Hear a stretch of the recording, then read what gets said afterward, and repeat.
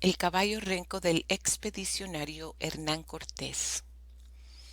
En los anales de nuestra historia patria encontramos pasajes de singular belleza y legendaria amenidad, pero también observamos ciertos sesgos, como por ejemplo la importancia que los historiadores españoles le dieron al caballo renco que dejó el expedicionario Hernán Cortés al cuidado de los zigzags al sur del lago Petén Itzá.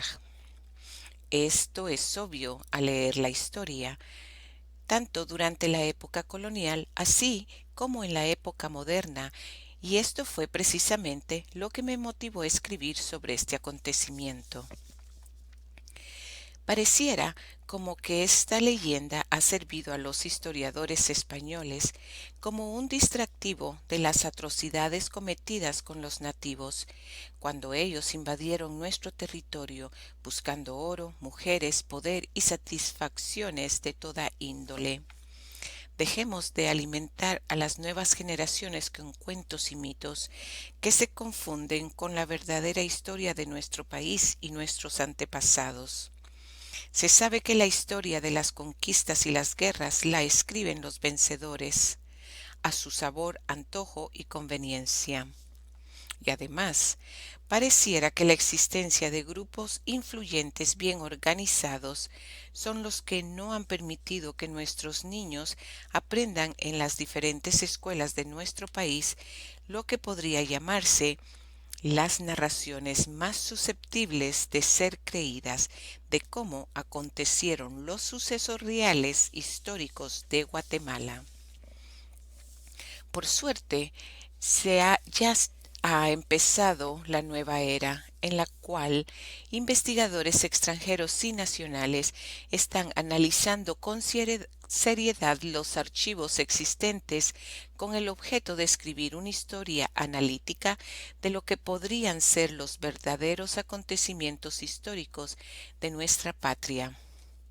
Yo he querido adherirme a esta renovación y por eso, basándome en datos históricos de algunos autores, he escrito con diferente punto de vista la ya famosa y muy difundida leyenda del caballo renco de Hernán Cortés. Al leer la conquista de los Itzags, viene a mi mente lo acontecido en el mes de junio de 1948. Después de 4 años de ausencia estudiando en Perkinston, Mississippi, Estados Unidos, recién acababa de regresar a Flores Petén, mi tierra natal, cuando fui sorprendido con una invitación de parte de quien fuera mi maestro de gramática e inglés y luego amigo, el licenciado Valentín Valle Góngora, quien fungía en ese entonces como alcalde municipal del municipio de Flores. Su invitación consistía en ir a alar 2 canoas que como alcalde había mandado a fabricar cerca de el remate. Para llegar hasta el remate, que es como su nombre lo indica, la parte final del norte del lago Petén Itzá, lago que según expertos es el más profundo de las partes bajas de Centroamérica. Para llegar hasta donde estaban las canoas era menester atravesar casi todo el lago. Los invitados éramos Marcial Cetina, Héctor Fión Garma, Víctor Cetina Toraya, Héctor Maldonado Bonilla y este servidor de ustedes. El maestro Marcial era graduado de la Escuela Normal de Quetzaltenango. Él padecía de miopía y usaba unos lentes bastante gruesos, y a pesar de ello, cuando deseaba leer su libro favorito de historia, además de los lentes, también utilizaba una lupa que él denominaba milupe, y gozaba hablando en doble sentido. El maestro Héctor Fión Garma había sido mi catedrático de química y gustaba de las frases incisivas. El maestro Héctor Maldonado Bonilla se daba a tacos con el maestro Marcial en hablar en doble sentido. El maestro Víctor Cetina Toraya, además de ser mi pariente y amigo, había sido mi catedrático de historia, la que enseñaba con mentalidad analítica. El maestro Valentín, además de cantautor, gustaba de leer la historia de El Petén. Los maestros Valentín, Héctor y Víctor eran maestros graduados de la Escuela Normal de la ciudad de Guatemala, con grado de subteniente, ya que durante los años que ellos asistieron a dicha escuela, ésta estaba militarizada por orden del dictador Jorge Ubico. Iniciamos nuestro recorrido saliendo de la isla de Flores al despuntar el alba. Rebosantes de entusiasmo y alegría, una canoa de madera, manufactura petenera, flotaba en la ribera del lago dispuesta para el viaje y equipada de un motor para impulsarla hacia nuestro espectacular objetivo. Todo minuciosamente preparado por el maestro Valentín. El profesor Marcial fue quien inició la plática retando al maestro Valentín. A ver, Valentín, hagamos un concurso a ver quién sabe más palabras mayas, dijo. Está bien, contestó el maestro Valentín. Iniciaré yo, dijo el maestro Marcial. A ver, ¿sabes tú lo que significa la palabra maya pie? Todos nos reímos por ser esa una palabra muy conocida entre cualquier petenero de esa época. Ese es muy fácil, le dijo el maestro Valentín. Eso quiere decir culo. Pues bien, dijo el maestro Marcial. Por eso, cuando los muchachos dicen no te repíes, quiere decir no te recules. De nuevo, todos nos reímos por la sutileza de esa analogía. Esas eran las charadas que dieron inicio a la plática sobre el cuento del caballo renco de Hernán Cortés, que resultó siendo lo interesante del viaje. Casualmente, cuando pasamos por el boquerón entre Lepete y la península de San Miguel. Aquel artefacto de madera se deslizaba sobre el inmenso espejo que presentaba la tranquilidad del agua del lago, y a su paso se formaba una estela espumosa que producía un ligero vaivén en la superficie acuosa. La exuberante vegetación que circundaba el lago hacían de aquel paisaje un escenario geográfico de inigualable belleza. Razón tenían los expedicionarios españoles para instalarse en aquel paradisíaco lugar. Aquel momento de embeleso y contemplación se interrumpió de pronto cuando el profesor Maldonado inició el tema. Dicen que entre Nichtún y Lepete fue donde se les cayó a los Itzaj la estatua o escultura del caballo que esculpieron, con el fin de desagraviar a Cortés por habérseles muerto el caballo cojo y enfermo que les dejó para que lo cuidasen. Eso es poco creíble, dijo el maestro Víctor Cetina, pues no existe ningún registro serio y veraz de que en realidad haya sucedido así como lo describieron. Además, existen muchas versiones disímiles al respecto de ese incidente. Por ejemplo, Bernal Díaz del Castillo relató en su libro que el caballo que ordenó Hernán Cortés que dejasen en la playa sur del lago Petén Itzaj lo habían corrido tanto cazando venados que lo agotaron a tal grado que la grasa de su cuerpo se le derritió y que ya no podía continuar la expedición. Cualquiera pensaría que ese desalmado que lo corrió hasta morir fue el famoso expedicionario, dijo el maestro Héctor Fión. Como ustedes han de haber leído, un pariente de Hernán Cortés llamado Palacios Rubios mató a su caballo, precisamente cazando venados también. Los zigzag no necesitaron de los caballos para cazar venados, porque lo hacían corriendo con sus propias piernas y atrapándolos con sus manos. Realmente los venados eran muy mansos en ese tiempo, en especial en un lugar que les decían los mazatecas, donde tenían a los venados casi domesticados. Pero los españoles los asustaban con sus caballos. Díaz del Castillo dijo que los itzáes los adoraban como dioses. Aparentemente, los historiadores españoles estaban prestos a acusar a los itzá de todo tipo de cosas, con el fin de justificar la invasión en nombre del cristianismo. Recuerdo la versión del propio Hernán Cortés, dijo el profesor Víctor Cetina, en sus cartas y relaciones al emperador Carlos V. Simplemente escribió: en este pueblo, eso es, en estos cultivos se quedó un caballo cuyo casco fue atravesado por una estaca y no podía caminar. El señor Canek prometió curarlo. Ignoro qué hará. Pero este relato naturalmente es muy diferente al de Bernal Díaz. Aparentemente, Cortés no se quiso incriminar de haberle quemado el lardo al caballo. ¿No les parece? ¿Sabían ustedes que el historiador fraile Francisco López de Cogolludo se dejó ir con nada menos que 2 versiones de la leyenda del caballo renco de Cortés? Dijo el maestro Marcial. ¡Caramba! ¿Qué estaban escondiendo estos historiadores españoles para escribir futilidades? Expresó el maestro Maldonado. Pues yo diría que estos bárbaros estaban tratando de esconder la verdadera historia de los mayas, que ellos mismos destruyeron, dijo el maestro Héctor Fión. El maestro Marcial continuó.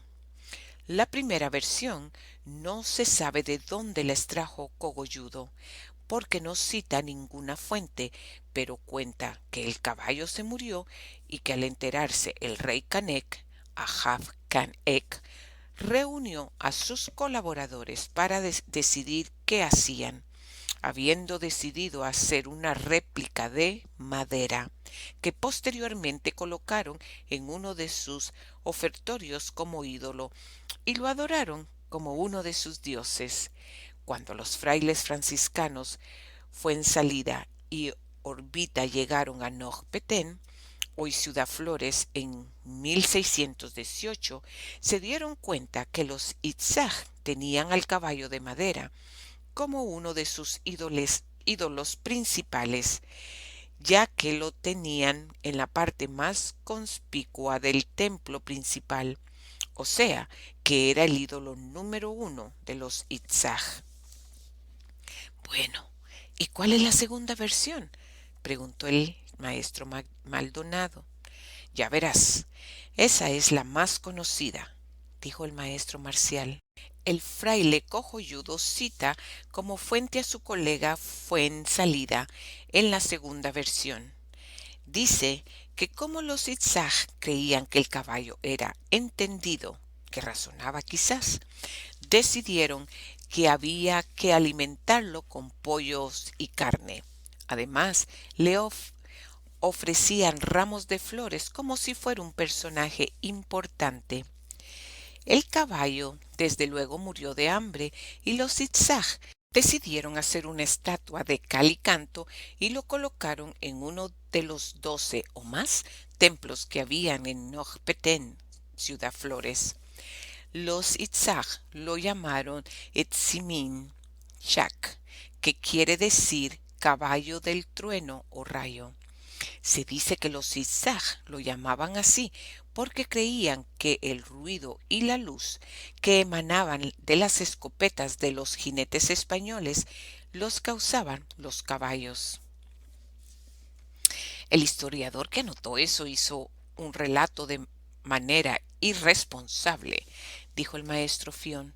De paso, que un animal solípedo de cuello y cola, poblado de cerdas largas y abundantes, hacía semejante ruido y escupía fuego.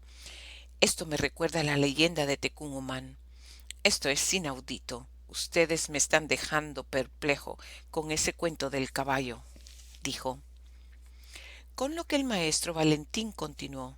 ¿Cómo es posible que los zigzag que no conocían el caballo supieran que se llamaba caballo, o sea, tzimín?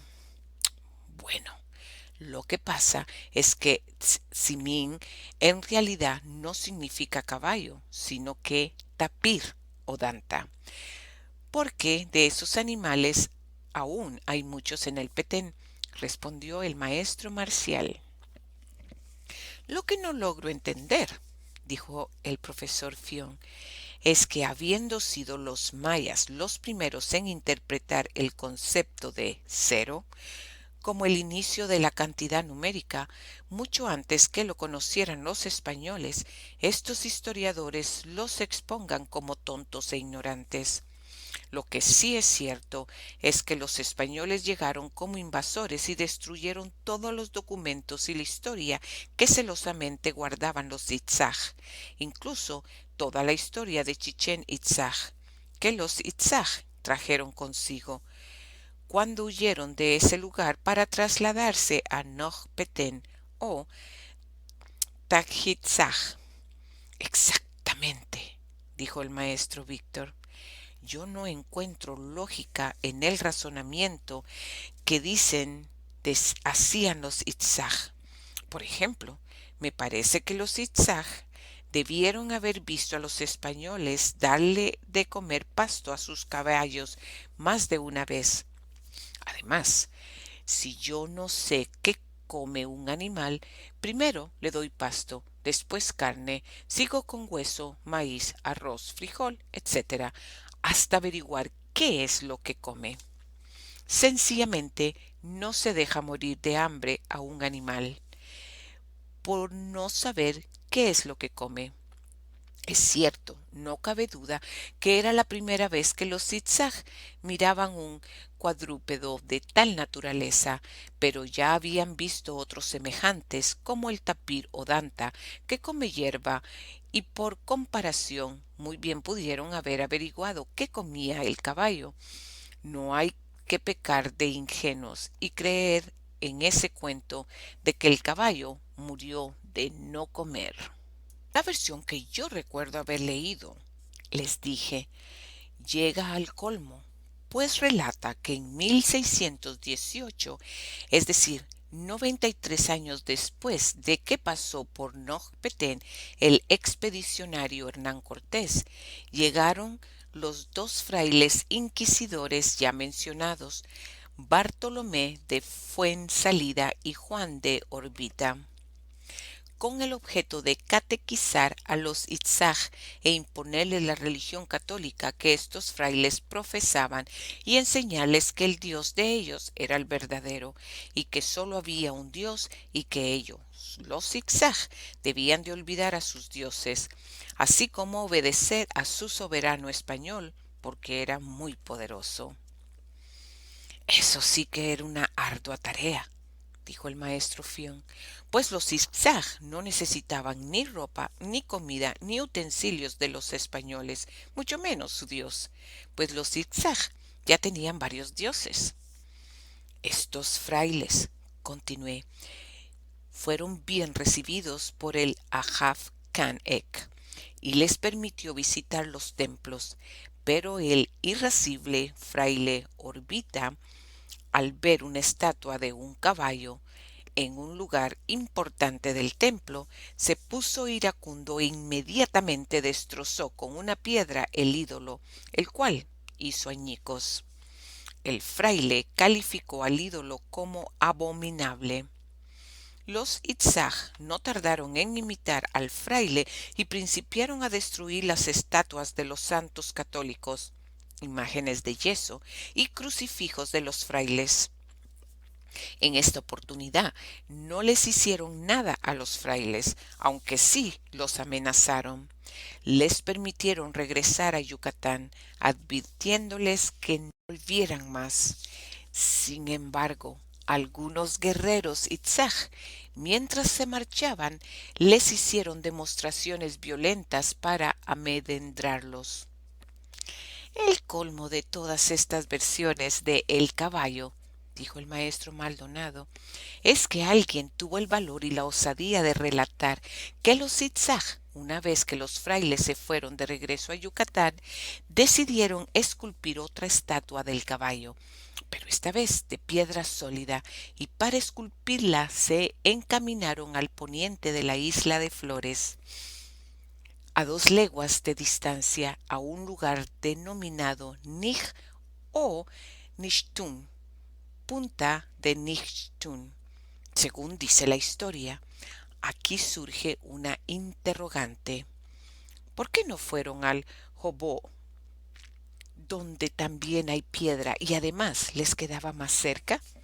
Pues bien, al querer transportar dicha estatua de Nichtun o Nishtun, palabra maya que significa rampa de piedra, a la isla grande en una balsa de palos o en varias canoas, la estatua que ahora decidieron llamarle Tzinin Tun, caballo de piedra o tapir de piedra, la balsa no resistió el peso de la estatua equina y al hundirse, la estatua sucumbió entre las profundas aguas del Tayasal, a inmediaciones del Boquerón, donde frecuentemente azotan vientos muy fuertes.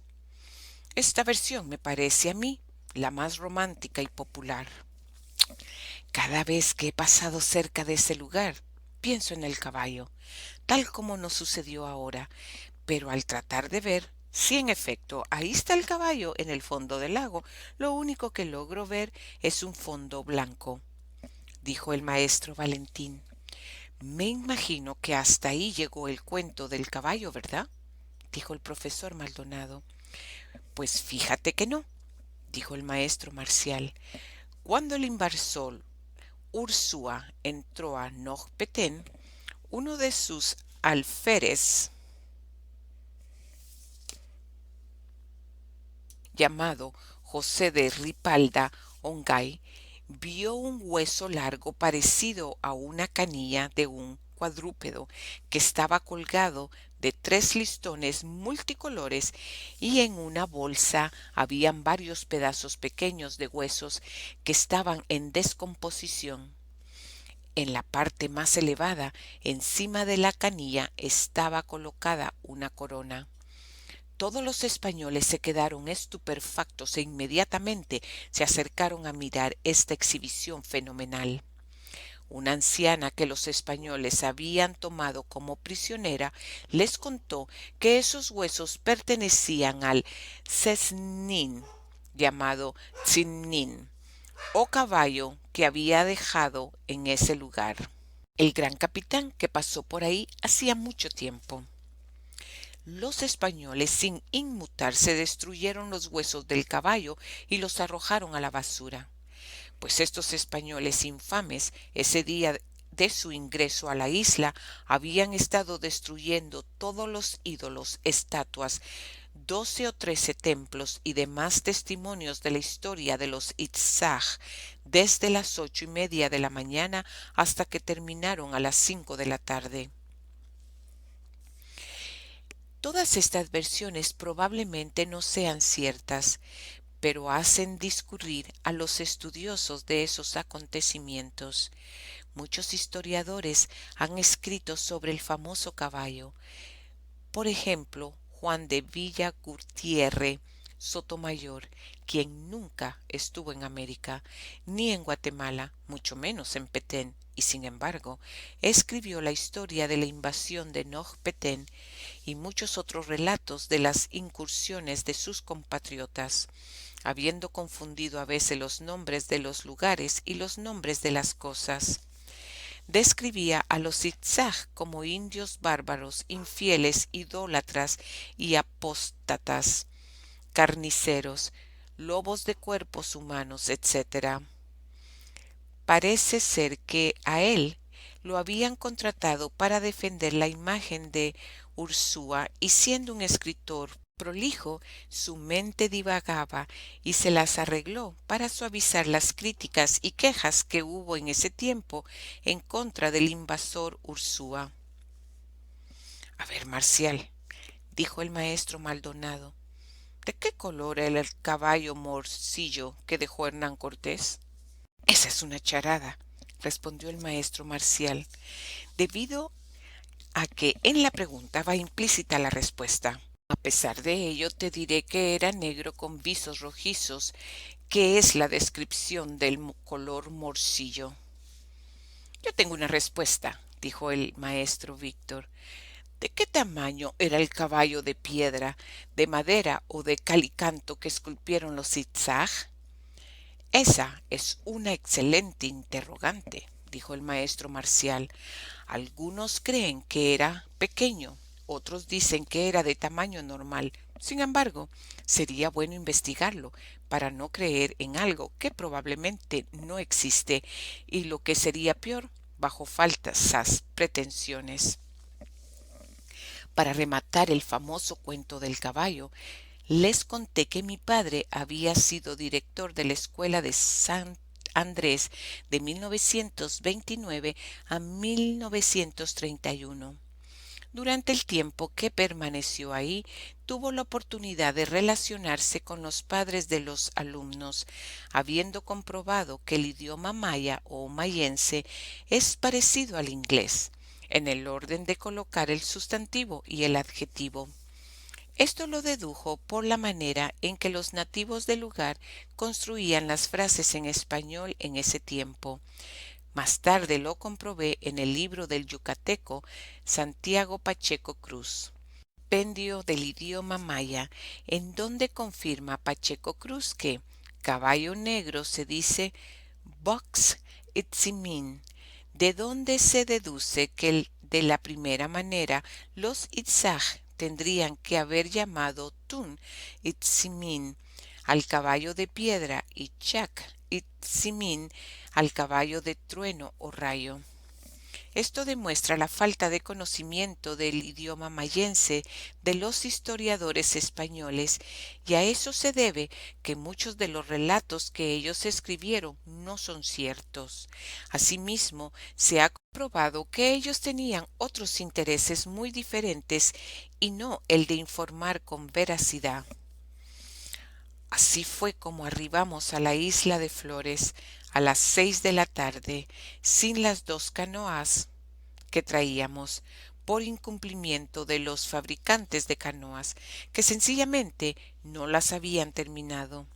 Sin embargo, durante el viaje disfrutamos comiendo sandías, melones, cañas, guayas y otras frutas características de la región y de la época. Existe una escuela de pensamiento que dice que para creer algo primero debe comprobarse.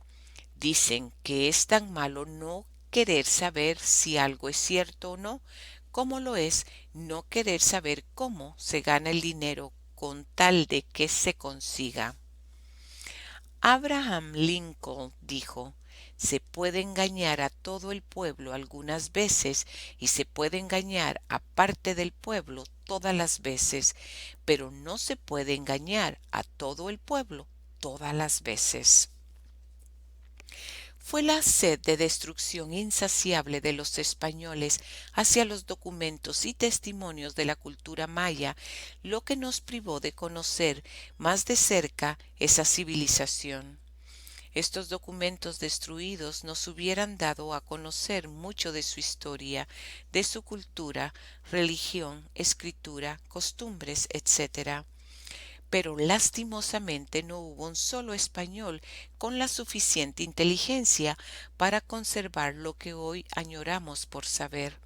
Lo único que nos dejaron fue el cuento del caballo renco, que sinceramente no tiene la más mínima importancia para quienes se dedican a estudiar las bases científico-culturales de esa gran civilización mayense. Nos agarró de sorpresa después de tanta plática divisar las primeras casas de Ciudad Flores. Los celajes se exponían a nuestros ojos en un especial gris naranja con manchas de nubarrones. La oscuridad estaba por apoderarse de la inmensa bóveda celeste.